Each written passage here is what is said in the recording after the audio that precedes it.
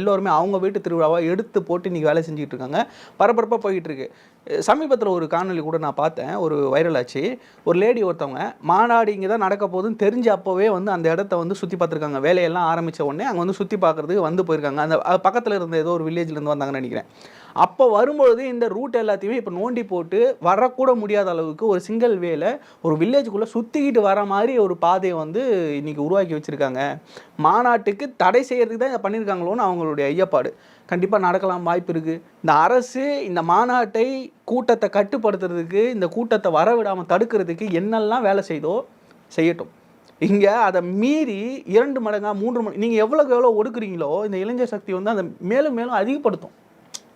அவங்களுக்கு வந்து நீங்க எவ்வளோ ஒடுக்குறீங்களோ, நீ என்ன தடுக்கிறியா? நான் பாரு எவ்வளோ மேல போறேன்னு சொல்லிட்டு உயர பறப்பான். அப்படிப்பட்ட இளைஞர் சக்தி இருக்கக்கூடிய தாவேகாவுடைய மாநாட்ட குலைக்கலாம். இல்ல அதில ஏதாவது அசம்பாவிதம் பண்ணலாம். இல்ல அத வந்து கெட்ட பெயர் ஏற்படுத்தலாம்னு இந்த அரசு எவ்வளோ முயற்சி பண்ணாலும், அதையெல்லாம் தவிடு பொடியாக்கி விட்டு இந்த இடத்துல மாற்று சக்தியாக நம்ம தான் முதன்மை சக்தி அப்படின்றதையும் உறுதிப்படுத்த வந்துகிட்டு இருக்காரு விஜய் அண்ணா.